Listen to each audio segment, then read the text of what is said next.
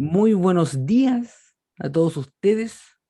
Estamos acá partiendo una nueva forma de tomar esta comunidad en estudio. Es un piloto en el cual queremos ver y compartir con ustedes un tema bastante interesante. Queremos conversarlo y no estoy solo. De hecho, aquí será a mi derecha, no, aquí como a mi izquierda, sí. Está un amigo mío, amigo de ustedes también. Anderson, ¿cómo estás? Hola Mati, bien y tú. Buenos días a toda la comunidad.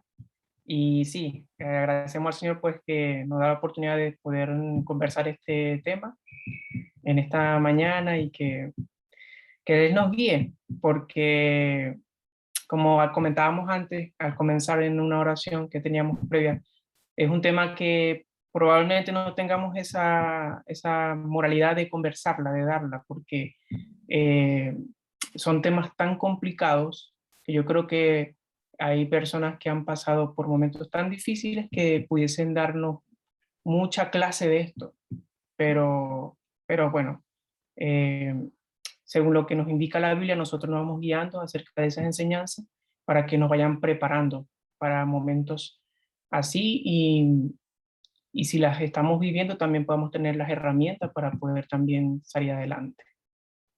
Exactamente. Gracias por esas palabras, Anderson, que la verdad es que, para que sepan, lo que vamos a conversar el día de hoy no es que, como dijo él, tenemos la autoridad moral para nada, pero lo importante es generar aquí este momento de conversación y recuerden, pueden ir escribiendo ahí ¿cómo se dice? En los comentarios, Dale. cualquier cosa, sus preguntas, vamos a revisarla, ¿ya? Y vamos a estar atentos al respecto ahí. Eh, ¿Te parece que para comenzar oremos, Anderson? ¿Ya? Oremos entonces para conversar, de hecho, ¿ya? Padre nuestro que estás en el cielo, santificado sea tu nombre. Gracias te damos por los cuidados y bendiciones que nos has dado durante esta semana. Queremos que tú estés con nosotros en este momento y que tu Espíritu Santo también se mueva entre nosotros para esta conversación bastante interesante. Todo esto lo agradecemos y pedimos en el nombre de Jesús. Amén. Amén. ¿Por qué estamos acá? La verdad es que ni yo tampoco lo sé, ¿ya? Pero venimos para conversar un tema muy, a mí me mueve mucho, ¿ya? No sé si la palabra crisol a ti te llama la atención, Anderson. No sé si lo has logrado ver o saber de qué se trata. No sé Mira, si... yo cuando escuché la palabra crisol, no sé, así como la primera vez que lo escuché la relacioné con cualquier otra cosa, menos con un objeto o una herramienta que ahora después de haberla investigado, nos indica que es como ese objeto, ese recipiente que puede ser objeto de pulir metales, de purificarlos, de sacar lo mejor de ese metal precioso, ¿no? Un Exactamente, proceso de limpieza. sí. Entonces, según lo que hemos investigado, ¿no? De hecho, les comentaba hace un rato tras bambalinas a los chiquillos de que yo conozco un crisol. De hecho, me conseguí uno. Lamentablemente no lo pude traer para esta ocasión, pero me comprometo que para la próxima semana, el próximo sábado, se los voy a mostrar. Aquí, adentro de todo, porque hay de muchos tamaños, de muchas formas, ¿ya? Generalmente los crisoles están armados a veces con arcilla, con ciertos elementos que sí o sí tienen que resistir altas temperaturas. ¿Y por qué? Porque, como dijo el Anderson, el metal que va adentro tiene que ser pulido. En otras palabras, no como un pulido de refriegue, ¿ya? Es simplemente en el sentido de limpieza, tiene que ser purificado. Eh, yo escuché por ahí durante la semana alguien que daba el ejemplo de que si tan solo el metal pudiera hablar, ¿ya? Cuando el orfebre, que es aquella persona que trabaja con los metales, deja el metal en el crisol, le aplica fuego, y ese metal pudiera hablar, ¿qué pudiera decir? O sea, prácticamente decir, oye, me duele, me estoy quemando, me estoy derritiendo, ¿qué está pasando? Sí o sí daría un reclamo, pero en ese sentido no lo hace, claramente. pero nos da un ejemplo de un poco de cómo nuestra vida, de repente, por las dificultades, nosotros sentimos que estamos siendo quemados, estamos siendo como lleno de problemas, pero eso de alguna forma nos purifica. ¿Y cómo podemos entender eso? Porque de verdad no, es muy difícil. Porque sí o sí entramos de lleno en lo que significa la palabra, el dolor, el sufrimiento. Esto nos ayuda a mejorar, nos hace ser o sea, distintos. Nosotros crecemos solamente con el dolor o no, tenemos que basarlo. Nosotros crecemos con una infancia feliz. O sea, es un tema complejo, Un totalmente tema complejo. complejo.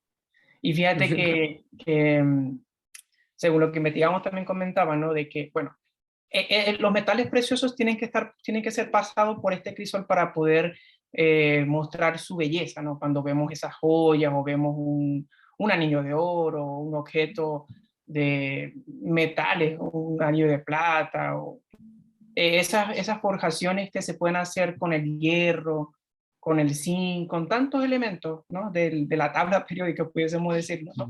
Claro. Y es interesante ver que o sea, que los metales, ellos tienen que pasar por diferentes temperaturas, diferentes niveles de fuego para poder mostrar su belleza o mostrar su utilidad o su esplendor, ¿no?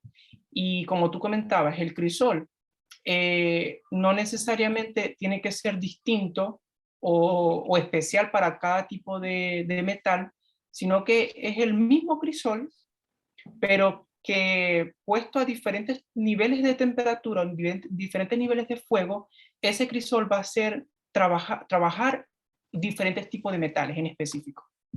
Por ejemplo, Exactamente.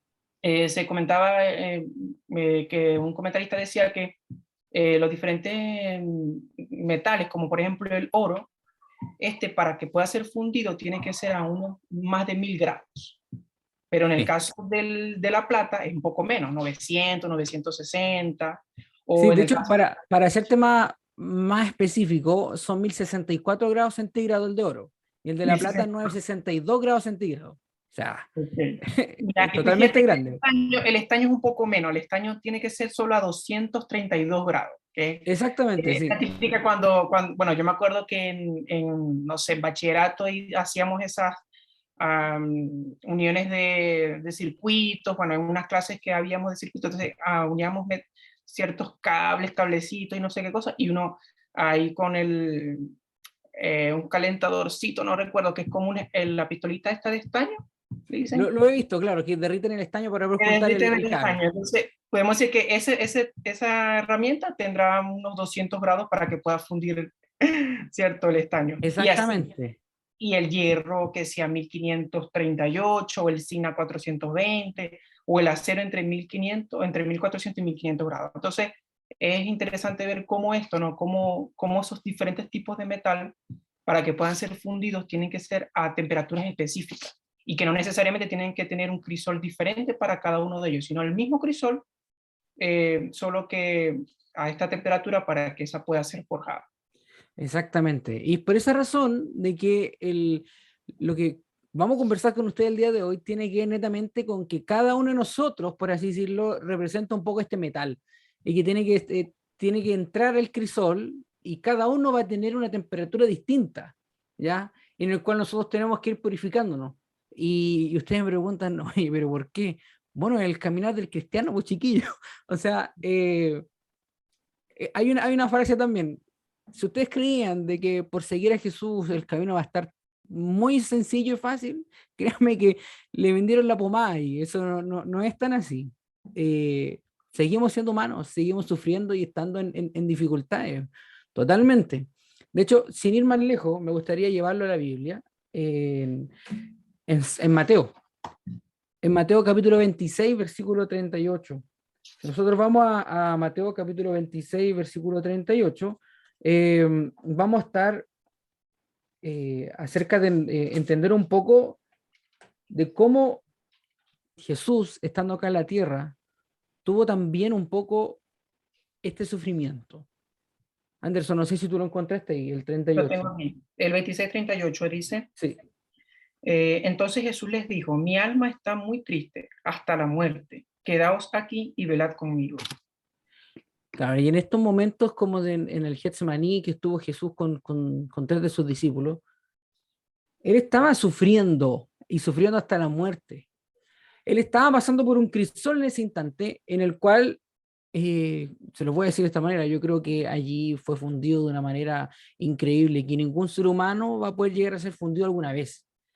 Y es por esa razón que nuestra confianza es plena hacia Él, de que no hay nada de que Él no haya sufrido como nosotros. O sea, Él nos dio este ejemplo y tenemos plena confianza de que cualquier cosa vamos a tenerlo con Él. Ahora bien, eh, lo que queremos conversar es acerca de un crisol en específico. Este crisol, si lo podemos decir así, tendrá otro tamaño o no, pero es el crisol del pastor. ¿Y por qué se le llama el crisol del pastor, la verdad? Y la verdad es que tiene que ver netamente entendiendo la alegoría del pastor, el pastor de ovejas, no el Abraham, ¿ya? El pastor de ovejas. Aunque igual el Abraham a lo mejor si tiene sus ovejitas por ahí, ¿no es cierto? Que también tiene que guiar de alguna manera y representa un poco esa visión.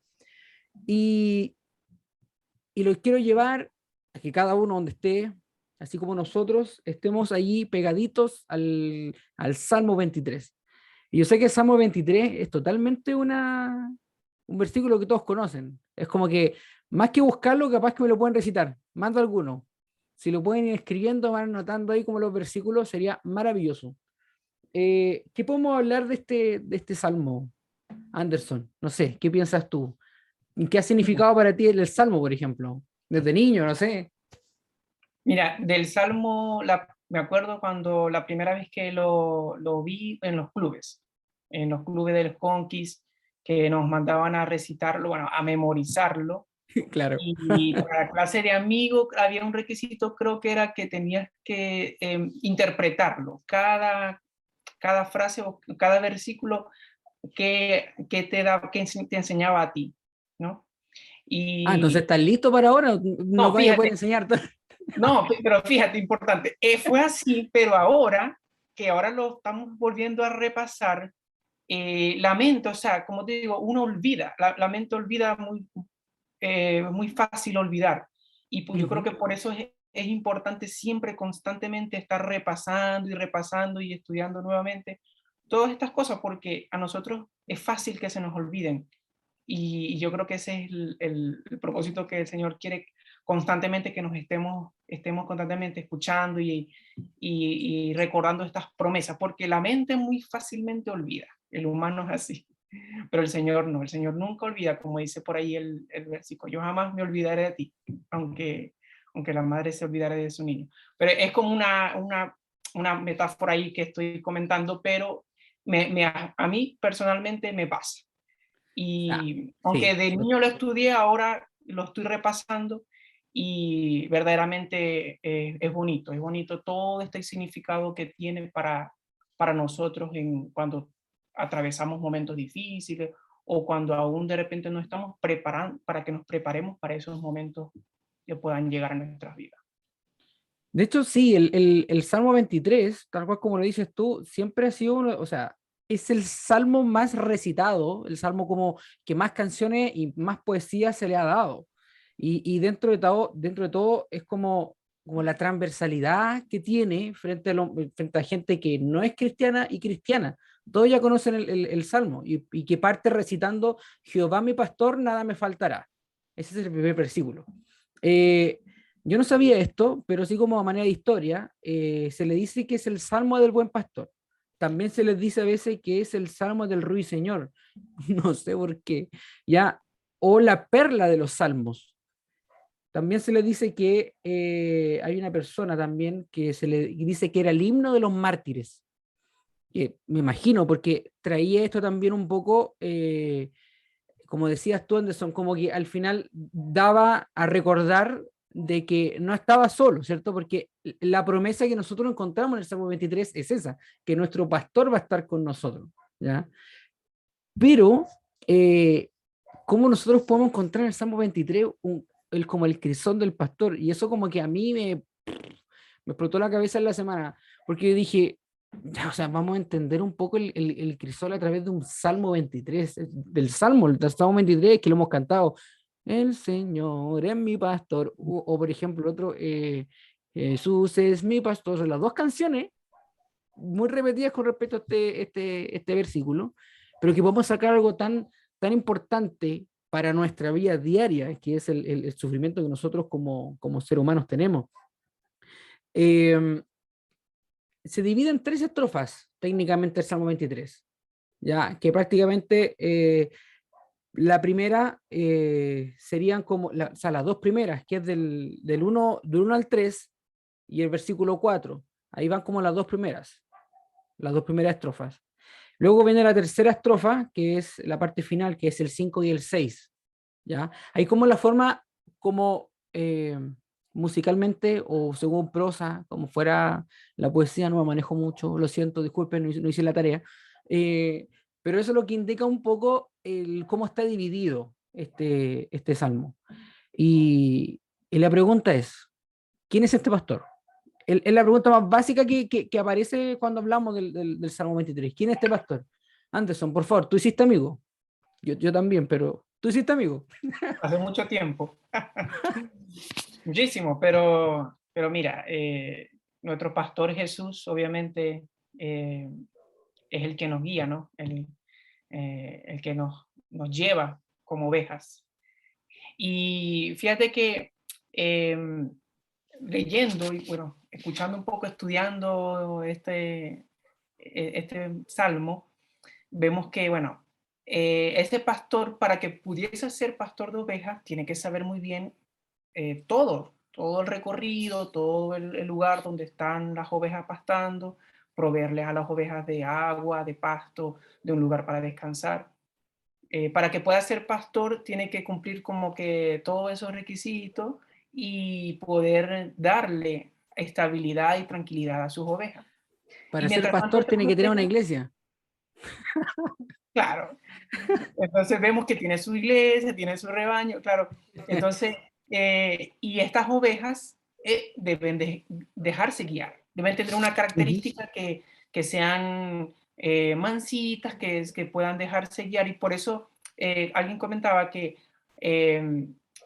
las ovejas, específicamente este tipo de animal, son animales mansos, animales que pueden ser domesticables y que pueden dejarse guiar. Y nosotros vamos representando ese animal, por ejemplo, por decirlo así, porque nosotros podemos dejarnos guiar por el Señor y dejar que Él nos moldee, nos transforme, nos guíe y confiar, como esas ovejas cuando el pastor las lleva por aquí, las lleva por allá, ellas van guiándose por la voz del pastor. Es que de Entonces, hecho, es justamente lo que tú dices, esta domesticación. O sea, me voy por la palabra etimológica, que es domesticar, viene del domus, que es casa, que es como relativo a la casa, no de casa de cazador, de casa, de hogar, ¿ya?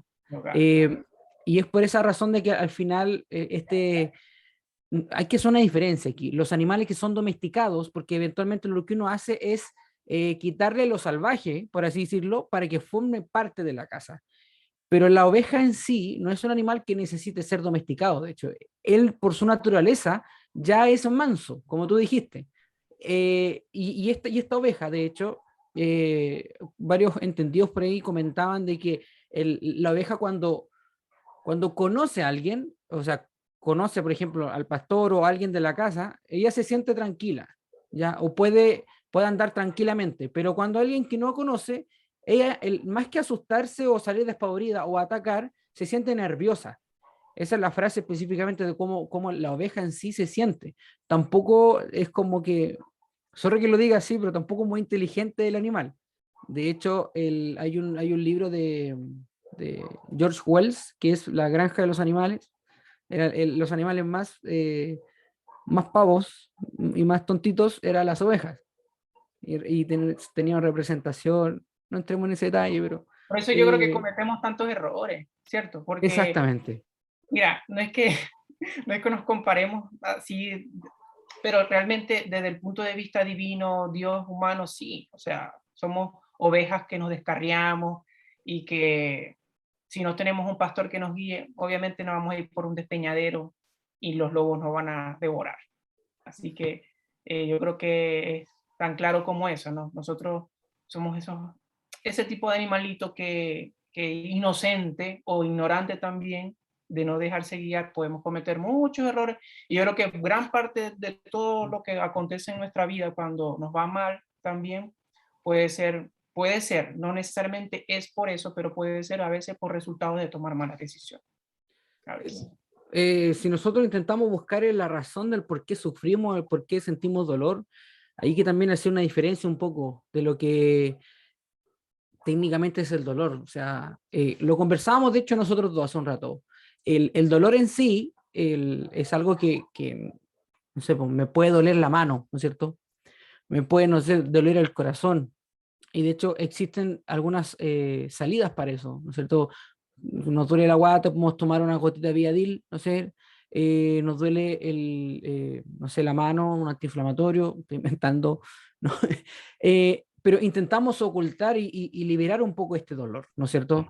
Y este dolor en sí, técnicamente, de repente, en la Biblia, como lo encontramos nosotros, toma otro valor distinto, toma un valor donde, por ejemplo, el dolor representa como una mejoría para la persona.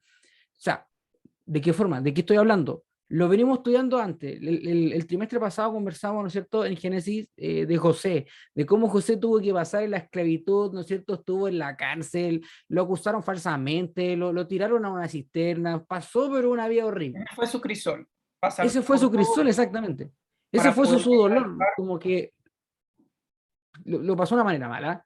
Y no solamente su ejemplo, o sea, su papá, Jacob, también pasó por la misma. O sea, fue perseguido, luchó con un personaje en la noche y pasó por distintas etapas y que nosotros nos damos cuenta que el dolor en sí, a pesar del sufrimiento que le genera a la persona, genera sí o sí una mejora para esta persona futuro, de cómo este crisol va moldeando a este ser humano, a estos personajes estos son dos nomás, o sea, tenemos muchos personajes en la Biblia que sufrieron durante toda su vida y eso hace que el día de mañana sean mejores personas. Eh, pero ahí, Anderson, ayúdame tú, ¿cuál es la diferencia entonces de lo que significa el dolor y el sufrimiento? Porque a veces a lo mejor el problema puede radicar por allí. Lo conversábamos ahí hace un ratito. Es un poco difícil, ¿no? Y, poder diferenciarlo porque este, eh, tendemos a igualarlo, tendemos obviamente a decir que es lo mismo. Y nosotros igual, todavía mi mente todavía lo ve así. Hemos estudiado un poco y algunos por allí comentaristas comentaban de que el dolor pudiese verse más que todo por la parte física, ¿no? O sea, obviamente, como tú dices, nos duele la guata, nos duele la cabeza, tenemos un dolor de brazo y tomamos un medicamento que nos puede ayudar a pasar ese dolor. Pero el sufrimiento, ¿qué es el sufrimiento? ¿De dónde viene el sufrimiento? ¿A dónde verdaderamente afecta el sufrimiento? Un ejemplo que veíamos, por ejemplo, las personas que sufren de lepra. Estas personas llegan a un momento en que ya pierden sensibilidad en algunas partes del cuerpo, como puede ser los dedos de las manos, los dedos de los pies o la nariz, y ellos llegan a un momento a perder esas partes del cuerpo, se tienen que amputar cierta parte de su cuerpo, y es porque ya no sienten dolor en eso, ya no hay, ya no circula la sangre allí, ya no hay terminaciones nerviosas, entonces De hecho, ya a no veces ni sienten siquiera se las dolor, cortan, se les cae. les cae. Sí, entonces ya, ellos de repente ya no sienten dolor allí, ya da lo mismo. Pero ¿qué pasa cuando se ven a un espejo y se ven físicamente así? Hay Uf, sufrimiento. claro. Entonces ahí podemos ver esa diferencia, ¿no? Que a veces eh, podemos de repente no estar dolidos por algo, no estar pasando por un dolor, pero sí por sufrimiento, sí sufrir por alguna situación. Y a veces Exactamente. esos sufrimientos pudiesen ser diferentes para cada tipo de persona. De repente, no necesariamente para todos el sufrimiento es una enfermedad grave o una muerte de un familiar o un cáncer. A veces la persona puede estar viviendo una situación que para otro es algo sencillo, pero dentro de sí él está sufriendo por algo emocional, alguna situación, cualquier cosa. Entonces el sufrimiento como que va adaptado a cada tipo de persona. Justamente ese es el tema, que frente a este cuadro tan desolador de dolor y dificultad, sufrimiento, es donde este pastor lleva a esta oveja y le dice, ok, yo te voy a llevar a un lugar de delicados pastos, ¿ya? Y junto a aguas de reposo te voy a pastorear. Eh, esta siguiente frase, este siguiente versículo, que es justamente el versículo 2 o sí, el versículo 2 eh, le da una especie de refrigerio, porque al final, literalmente la frase de delicados pastos busca es el hecho de que es pasturas de hierba fresca y nueva, son como pastos nuevos. No sé si recuerdan la historia de José, de cuando José va a buscar a sus hermanos habían ido más allá y cada vez iban más lejos, y eso solamente porque el pastor siempre va a buscar darle nuevos pastos, pastos nuevos, hierba que está recién creciendo, no un pasto que ya está viejo, siempre es algo nuevo, es la búsqueda que da el pastor. Eso, ese es la metáfora o el canto que establece David acá, esta pastura hierba, este pasto nuevo, fresco. Y las aguas de reposo, más que hablar de aguas que están tranquilas, literalmente son aguas de lugares de reposo. Es decir, lugares de reposo, lugares que sean tranquilos, donde haya agua.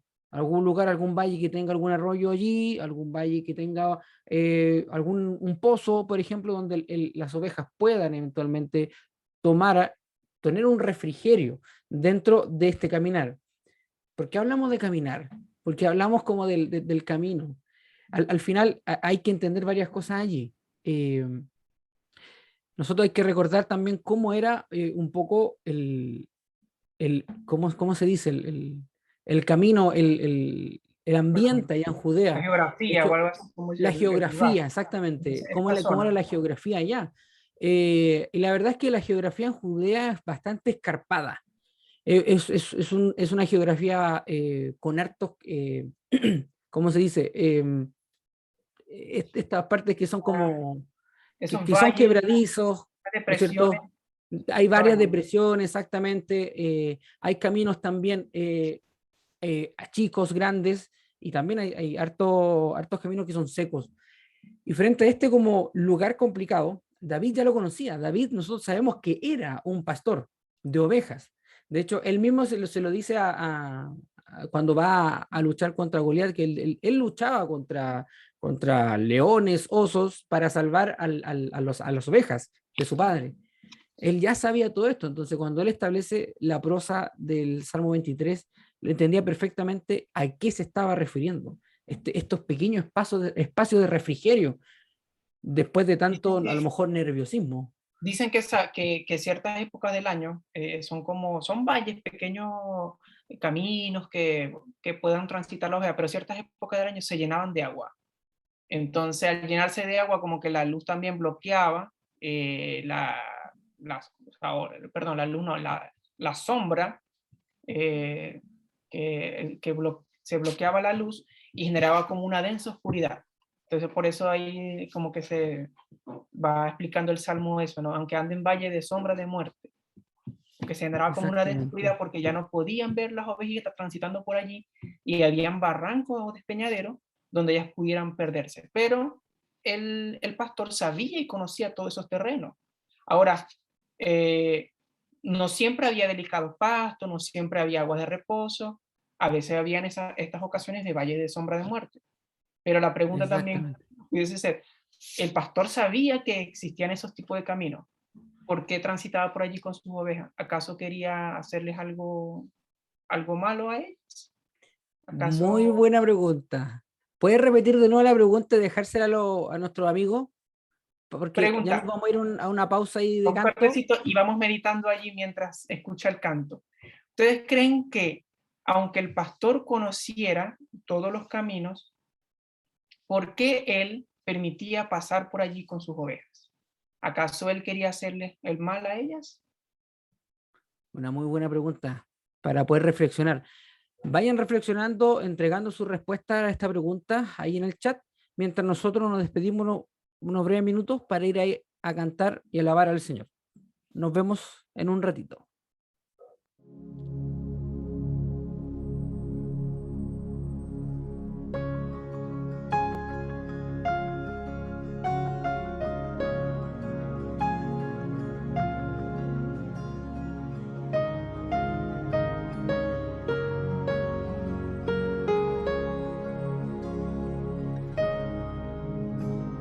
Escucho en las noches en mi corazón, no veo la tarde a la puesta del sol, tu amor es tan real. Lo veo en tus manos clavadas por mí, lo veo que lejos de ti yo me fui, tu amor tan real. Ahora me rindo y te dejo fluir. Inevitable es tu amor, incuestionable tu voz, no me puedo esconder. Me persigue tu amor. Inevitable es tu amor, como la muerte y el sol, no lo puedo evitar. Me persigue tu amor. Ahora me rindo y te dejo fluir, te dejo fluir.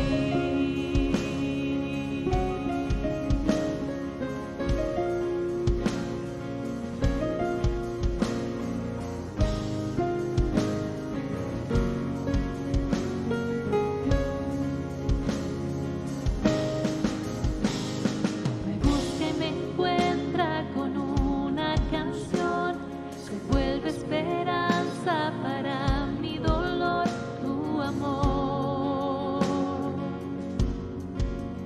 es tan real.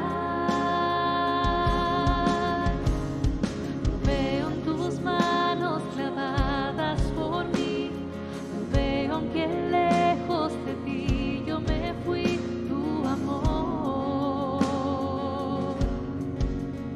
es tan real.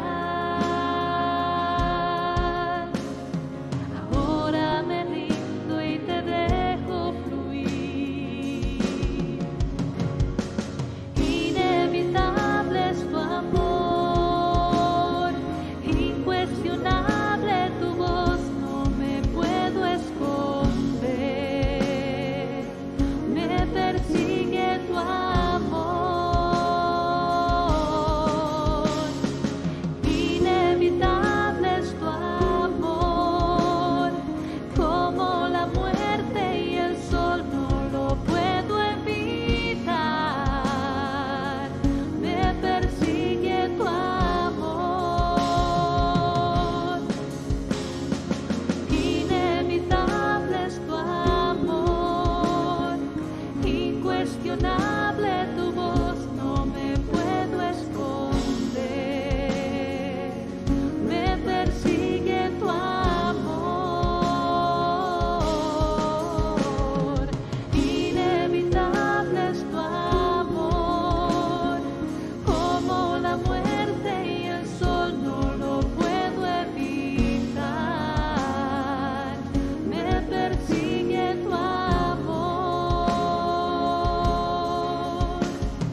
Ahora me rindo y te dejo fluir, te dejo fluir.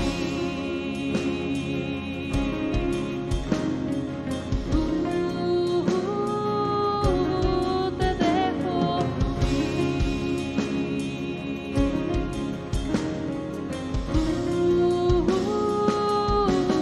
Te dejo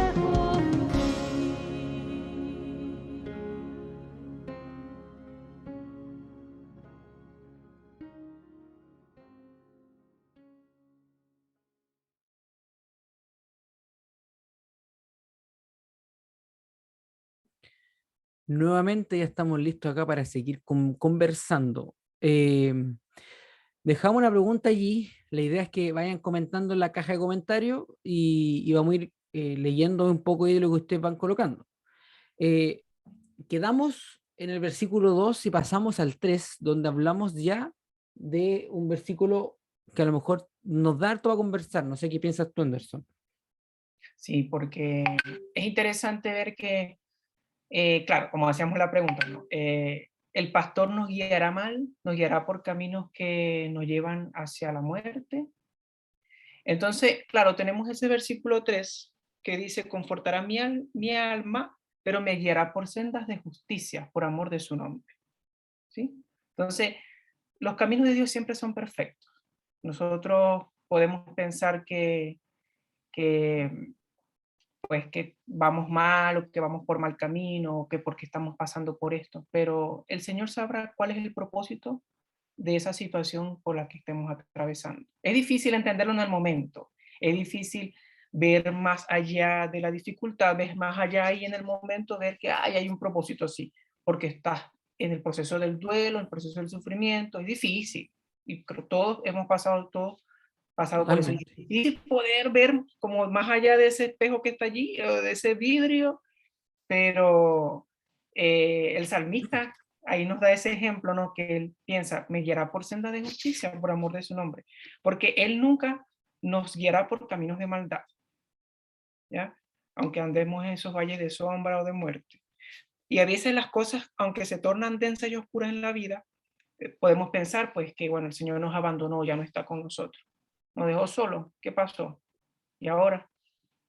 Pero para poder nosotros confiar en Dios y no temer, necesitamos pasar por ese valle de sombra de muerte. Necesitamos pasar por ese crisol que nos pula y que nos transforma y nos convierte en metales preciosos, que podamos brillar. Y así como cuando le da el sol ese metal y da ese brillo esplendoroso, Ese brillo. eso necesitamos. De hecho, bueno, el anillo que nosotros tuvimos cuando nosotros nos casamos con Connie, cuando nos lo pasaron recién ya hecho, brillaba de una manera increíble. Ya con el paso del tiempo esto ya no pierde el brillo y empieza como a colocarse un poco opaco, como que necesita un nuevo grisol para que salga un poco más limpio. Pero el punto acá, a lo mejor nos podríamos quedar con varias palabras que sale el versículo 3: confortará mi alma. ¿Qué podemos entender con confortar? O sea, claro, la palabra confortar viene del confort, ¿no es cierto? De la zona de confort, de que estamos tranquilos, estamos en paz, no hay problema. Pero más allá de la palabra del confort, de la tranquilidad, la frase en sí de esa confortación viene a restaurar. La frase o la palabra en hebreo que es shuv viene a traducirse como restaurar, devolver, como volver, vigorizar, refrigerar. Entonces, frente a este sentido, cuando nosotros entendemos que sea la situación en la que sea, eh, es el pastor quien nos conforta, el alma. Y el alma no se refiere a este ser místico que está dentro de nosotros, que mucha gente cree, sino que es la palabra nefesh, nefesh en hebreo, y que establece netamente directamente como el cuerpo, todo el ser completo. O sea, lo restaura. Entonces, nosotros somos restaurados por el pastor. Cualquier cansancio por el camino que podamos tener, el pastor nos restaura, nos conforta el alma. Y, y nos guía por estas sendas de justicia, y que justamente estas sendas de justicia, conversábamos y Anderson lo comentaba, estos caminos cabrosos, ¿no es cierto? Eh, esto, peñasco, despeñadero también que vamos a pillar, eh, el pastor nos guía por un camino que él ya conoce, él ya transitó por acá, sabe los caminos por los cuales lleva, y de hecho, específicamente cuando David habla de este senda de justicia, de hecho, no está hablando, estoy hablando con una jerga ya de pastoril, del pastor que guía a la oveja, no lo va a llevar por un camino angosto para que la oveja se caiga. De hecho, por la oveja que tiende a asustarse fácilmente, ponerse nervioso frente a algo que no conoce, el pastor lo va a llevar por sendas de justicia que son anchas, para que pueda estar tranquila caminando. De hecho, un pastor experimentado no puede llevar a las ovejas por un camino que sea muy angosto, porque sí o sí la oveja va a terminar cayéndose, descarriándose. Tiene que darle el espacio para que ella vaya avanzando tranquilamente. Y es justamente esta senda de justicia que el pastor nos lleva hacia allá, para que con tranquilidad andemos por amor a su nombre, por amor al nombre del pastor. Y yo recuerdo un libro de los niños, de hecho he intentado buscarlo por ahí, de hecho mi suegra lo tiene, que se llama Amigos de la Biblia. Y había una historia bien bonita, interesante de un pastor.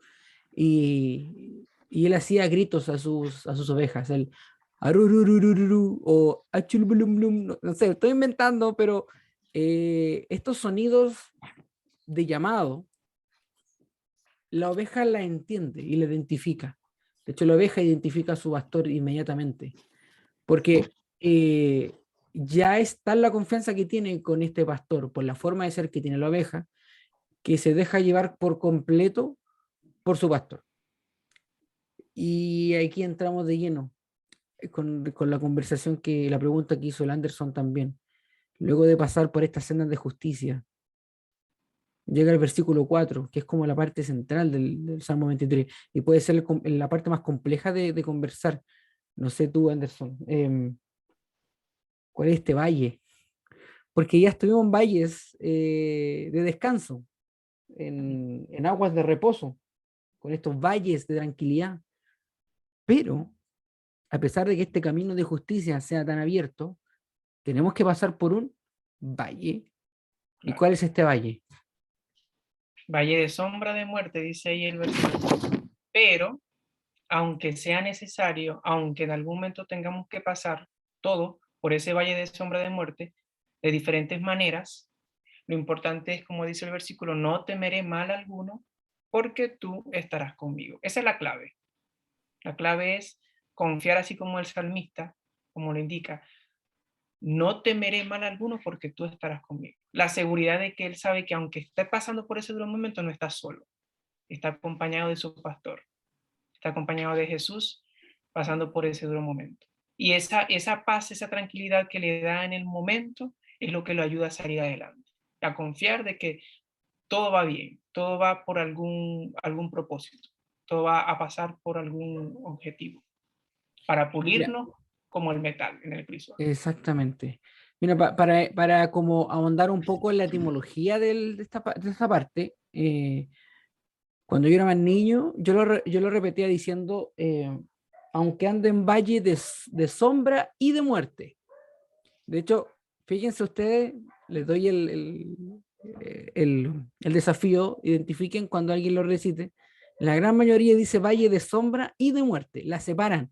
Cuando en realidad el original establece que es lo mismo, es valle de sombra de muerte. Sombra de muerte, es como la palabra compuesta, está ligada, sombra de muerte. Y la palabra en hebreo es salmaweth. No lo dije bien, pero lo estoy leyendo literal. Salmaweth, que es sel, significa sombra, y maweth, que es muerte.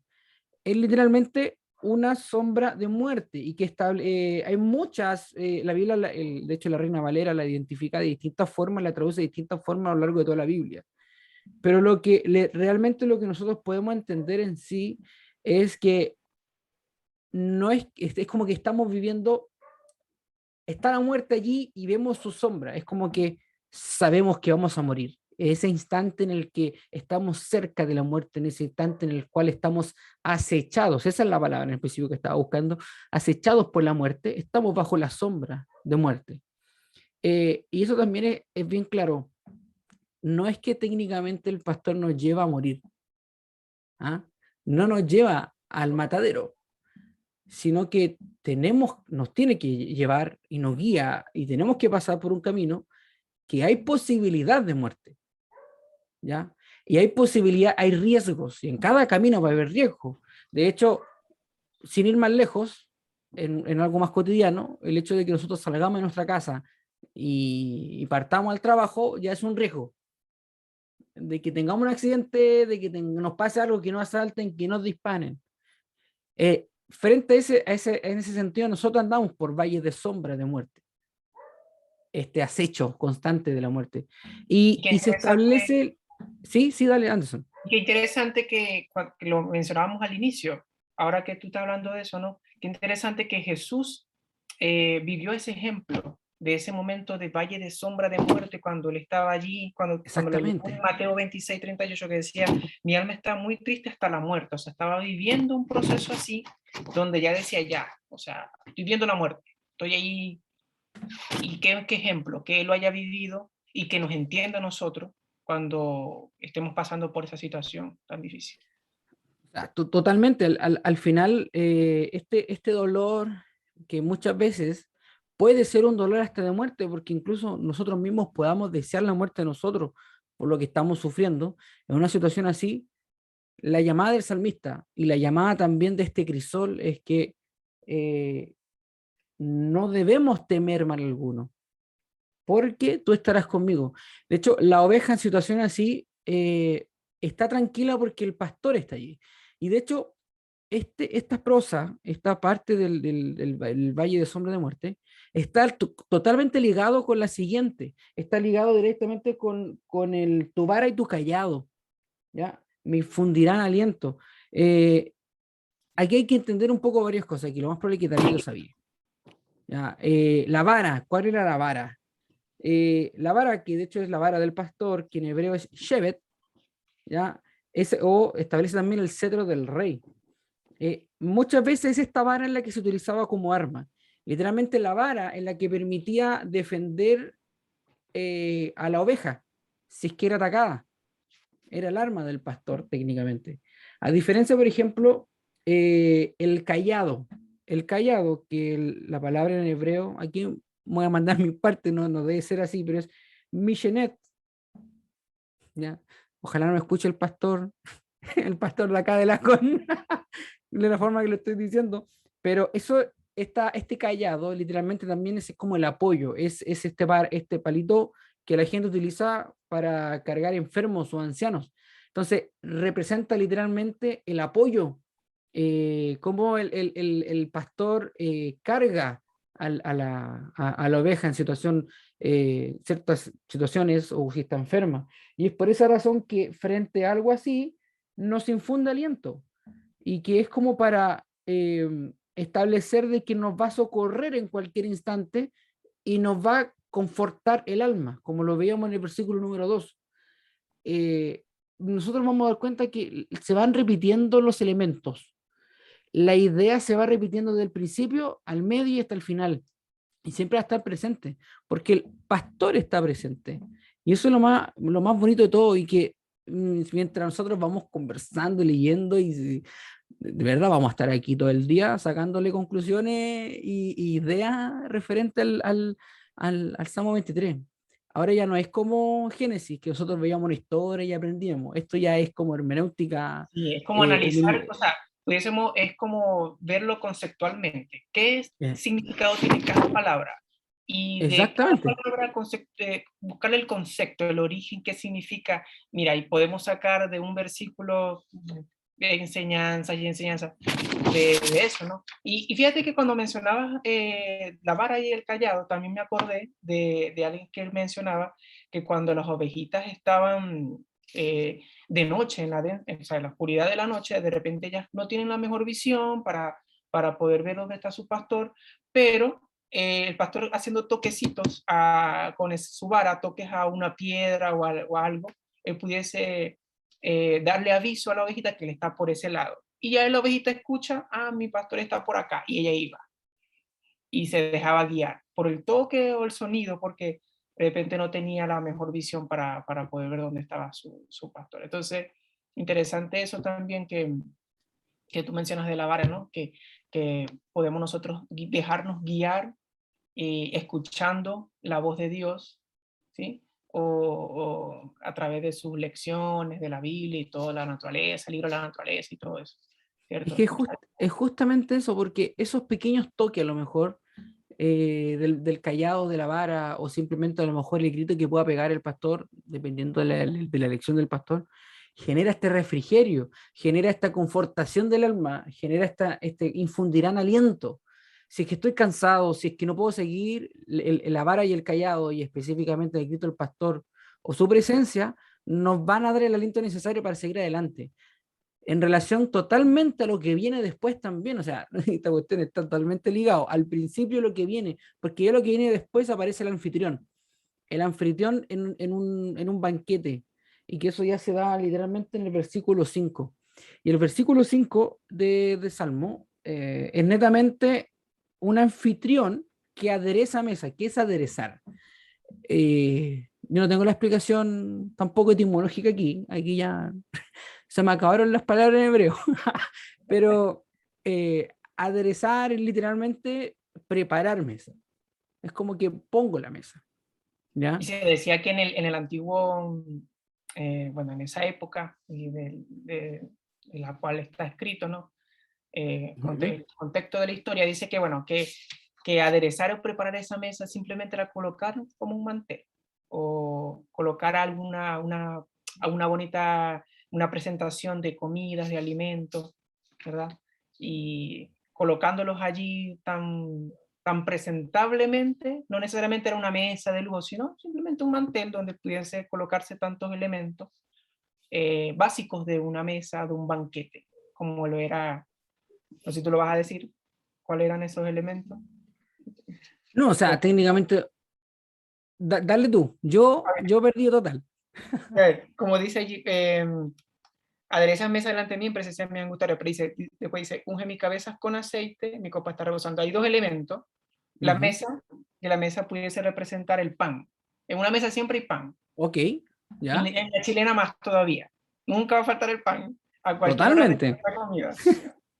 totalmente. Eso es lo que no puede faltar. Cualquiera, en desayuno, en almuerzo, en once, siempre va a haber pan, infaltable. Entonces, el infaltable en una mesa siempre va a estar el pan, y por eso el pan de vida que va a estar presente en esa mesa. Entonces, la mesa representa el pan, la copa representa el vino, esa copa que dice mi copa está rebosando, y el aceite. Entonces, estos tres elementos son básicos en una mesa de un banquete especial de esa época. Y nos da a entender cómo el Señor se preocupa por nuestras necesidades tan básicas como de tenernos, darnos todo lo que nosotros necesitamos, Claro. tan De básico, hecho, ¿no? yo conversaba con Connie en la semana referente también a este mismo punto.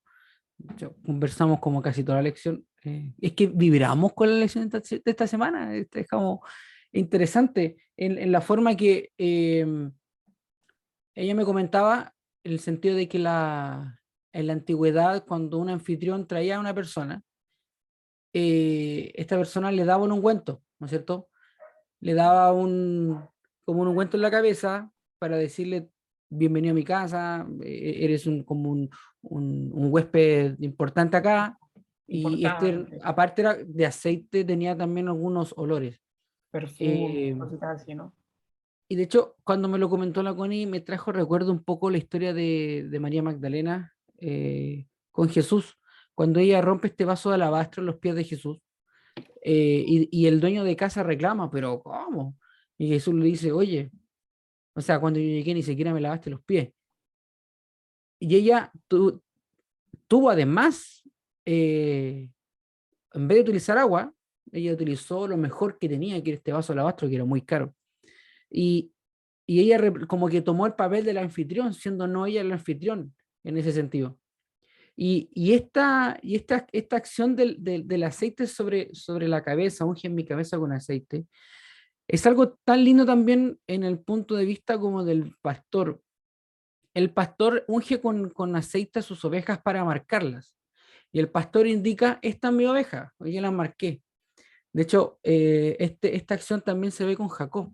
De hecho, Jacob, cuando estaba separando el ganado con Labán, él la marcaba con una hoja. De hecho, la mojaba, no recuerdo bien la acción en este momento, pero lo estudiamos el trimestre pasado, que era lo que hacía. Y lo marcaba indicando, estas son mías. ¿Ya? Eh, y el tema es que al final esta acción indicaba una propiedad de que tú me perteneces, o sea, tú oveja que está aquí me acogeando, o tú oveja que está blanquita, que tiene esta manchita, me perteneces. Y yo como oveja sé que pertenezco a mi pastor, en este sentido del ungimiento con aceite. Y por segundo lado, el caso de la copa, la copa es un receptor, o sea, recibe algo, mantiene acá un líquido, y esto indica también en la forma en cómo el Señor nos entrega a nosotros las bendiciones, y las bendiciones que llegan a rebosar de alguna manera. Y el tema es que si uno intenta mover nosotros que tenemos segundo piso y subimos un vaso con agüita caliente hacia arriba, intentamos no llenarla, porque mientras más llena, más difícil moverla. Imagínate una taza o un vaso o una copa que está rebosando. O sea, por donde sea que vayas, ese líquido se... Y esto da una idea de cómo las bendiciones de Dios que nos caen a nosotros también tienden a ser bendiciones hacia el lado. Cómo nosotros tendemos a hacer la bendición hacia el lado. Como José fue bendición también en Egipto. Como Israel fue bendición en Egipto cuando estuvo en Gosén. Las bendiciones que Dios le entregaba en su copa rebalsaban y entregaban también la bendición al lugar donde estaban. Eso es prácticamente como la bendición que el cristiano da. Eh, y eso es bastante interesante verlo de esa manera. Ahora, la pregunta de aplicación aquí es bastante interesante ver cómo nosotros podemos comer la mesa que tú decías, este pan, alrededor de enemigos. ¿Cómo podemos tener la tranquilidad de comer ese pan? Porque dice, adereza mesas, prepara este banquete eh, frente a mis angustiadores. Ujú. ¿Cómo, ¿Cómo podemos tener esa tranquilidad? Porque no sé si a ti, Anderson, o alguien acá de los amigos que nos están acompañando han podido estar tranquilos entre medio de gente que los pueda asaltar, por ejemplo, escuchando música o leyendo un libro. Imagínate comer, ¿ya? Y no es una sensación tan tranquila. Entonces, Claro. ¿cómo podemos tener esta tranquilidad con el anfitrión? A ver, que nos vayan Eh, respondiendo por ahí por el chat y nos pongan esos comentarios que ustedes se refieren. Dice que, bueno, no solamente las ovejas tendrían que pasar por este valle de sombra de muerte, sino también estar lidiando con estos angustiadores. Porque las ovejas dicen, no siempre, las ovejas siempre serán acosadas por lobos y por otros depredadores. Y con las ovejas de Dios no es distinto, o sea, con nosotros, pues. es que somos A muy veces débiles. tenemos, claro, y a veces tenemos personas que nos hacen mal y la respuesta humana es querer vengarse. Suele ser, o sea, es como la respuesta natural del ser humano, que querer vengarse y querer pagar mal por mal. Pero ahora, suele ser difícil para un cristiano saber cómo comportarse con los enemigos. Puede ser difícil cuando en nuestros trabajos o en cualquier círculo de la familia puede ser, o en momentos así como tú dices, cuando están allí queriéndonos quitar nuestras cosas, un robo o algo así. ¿Cómo comportarnos con personas que nos están haciendo mal? Es difícil poder, Realmente. claro. Yo, yo no tengo la clave para esto. Incluso para mí también es difícil y es complicado, por ejemplo, actuar bien frente a una situación así donde nos están tratando mal. O sea, ahí nosotros recordamos un poco cómo Jesús establece un poco el amor hacia el enemigo cuando establece esta predicación. O sea, si es que alguien te golpea, dale la otra mejilla, se te quitan la capa, dale también la otra. Esta acción frente al enemigo también se ve un poco reflejada en la acción de tranquilidad frente al enemigo, porque el anfitrión nos prepara esta mesa. De hecho, la acción específicamente de entre mis angustiadores es que eh, los planes de los angustiadores, de los enemigos, llegan a nada porque eventualmente Dios establece esta mesa para separarlos. Ok, ustedes lo están atacando, pero tranquilo, aquí está la mesa, que es como, no van a pasar a mí. Y ahí también, eh, cómo nosotros lo podemos llevar a aplicar. Mira, nos Eh, podemos ver el verso 5. Bueno, el que estamos viendo dice, me aderezas delante de mi presencia, aderezas mesa delante de mí en presencia de mis angustiadores. ¿No es en mi cabeza conocer? Podemos ver que el salmista dice que en vez de enfocarse en los angustiadores, se está enfocando en esa mesa especial, en ese mm, banquete. Y ese banquete son bendiciones, como tú lo hablabas como lo que vivió José. Se le llenó esa copa de tantas cosas buenas, que se rebosó y pudo ser de bendición también para otros. Entonces es importante nosotros también poder aplicar ese consejo o ese punto de vista del salmista en que en vez de enfocarnos en los angustiadores, nos enfoquemos en el banquete o en esas bendiciones de Dios. poner nuestra atención allí, en lo bueno, en lo que el Señor nos ha provisto. Y no darle importancia a esas situaciones que nos generan estrés, como los angustiadores de la vida, sino Muchas veces, exactamente, muchas veces como que el enfoque que nosotros le demos a la vida es finalmente como nosotros vamos a vivir nuestra vida. Si nos vamos a estar fijando en el vaso medio vacío, o sea, vamos a estar siempre en falta, pero si lo vemos medio lleno, siempre vamos a estar creciendo, porque todavía le falta más todavía para ir, para tener más, o sea, tengo suficiente agua. Y el tema es que el versículo, o sea, el capítulo ya termina de una manera como nosotros también tenemos esta confianza. Nuestra confianza de esta Canaán celestial, de llegar al cielo en algún momento cuando el Señor venga. El Salmo 23 termina de esta misma manera. O sea, diciendo, ciertamente el bien y la misericordia me seguirán todos los días de mi vida, y en la casa de Jehová moraré por largos días.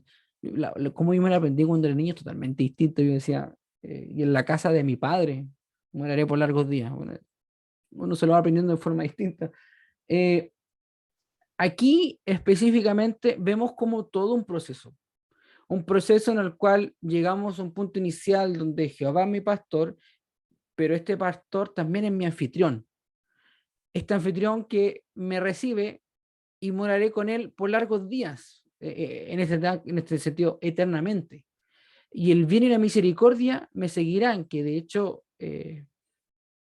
no es seguir, de hecho la acción es perseguir, desde persecución, ¿no es cierto?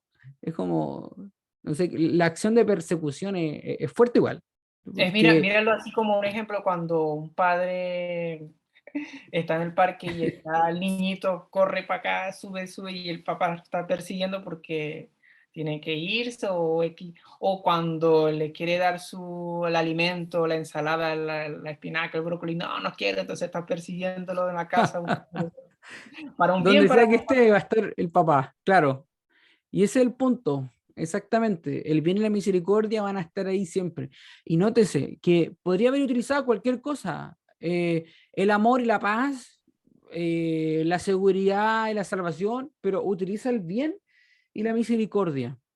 Eh, ¿Por qué utilizará estas dos frases, o sea, estas dos palabras?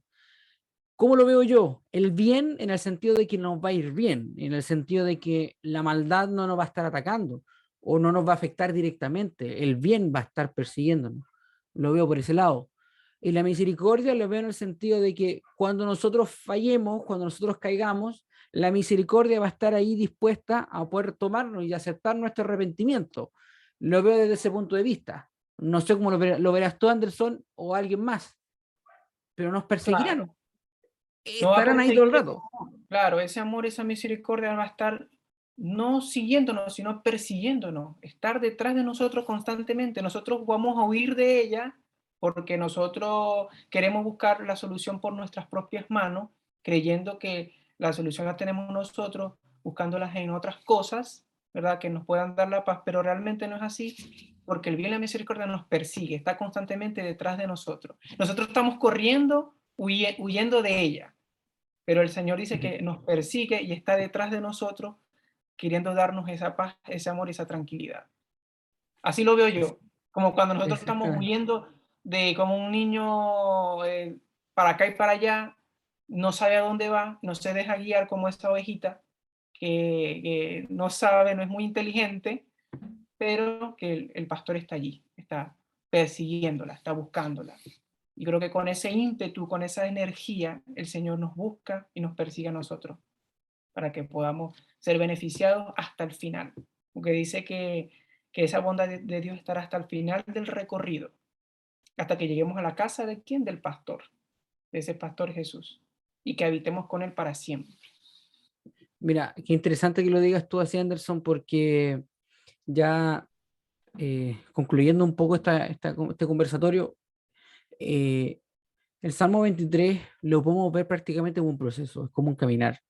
Y este caminar del cristiano, yo les recomiendo a ustedes, chicos, a todos los que están viendo acá, vean una película que se llama El progreso del peregrino o El camino del peregrino, donde durante toda la vida y el caminar de este personaje, que es técnicamente nuestro caminar también,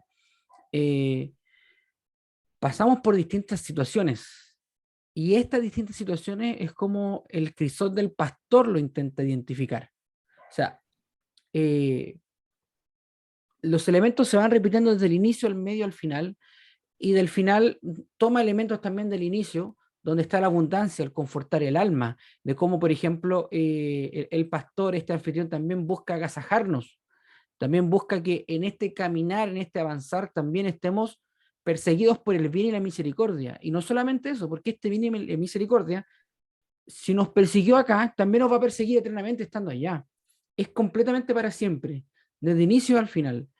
Y este crisol del pastor, que lo que va a permitir es que es como en este avanzar, es como un poco más dinámico, es como un avance, es como un camino pedregoso, porque todo camino va a ser pedregoso en la naturaleza. eh, Al final, la guía es la que importa. La guía del pastor allí, con la vara, el cayado, a través de su grito, sus sonidos, a través del aceite que derrama sobre nosotros y nos marca que somos, que le pertenecemos a Él.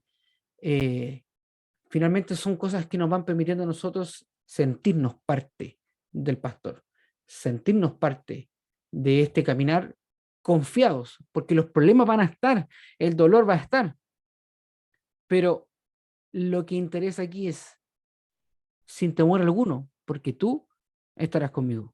No sé qué, alguna palabra al cierre, Anderson, para nosotros.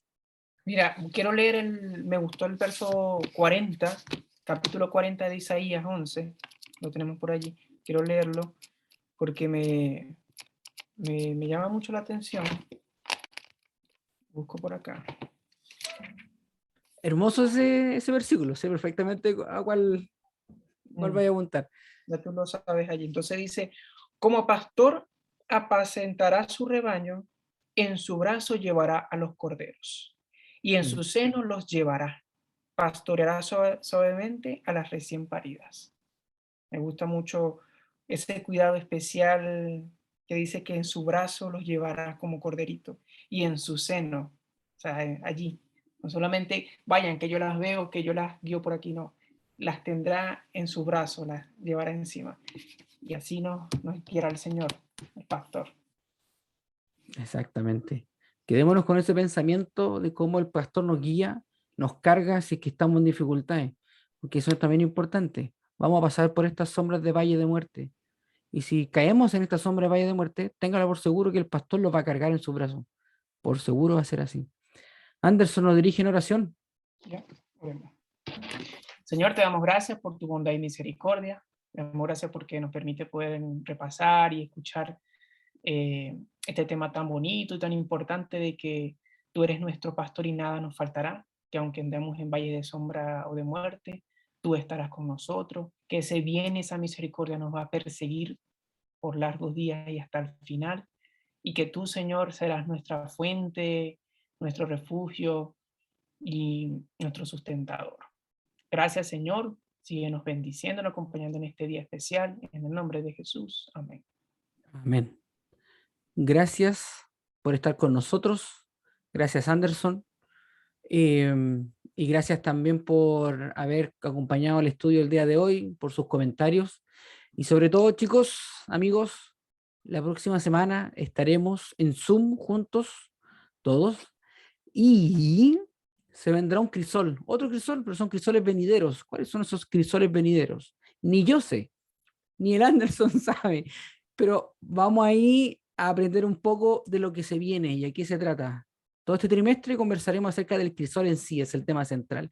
Y lo que se venga va a estar relacionado con eso, los sufrimientos y de cómo nosotros a través de ese sufrimiento vamos a ir mejorando. Nos vemos. Que estén muy bien. Chao. Chao, chao.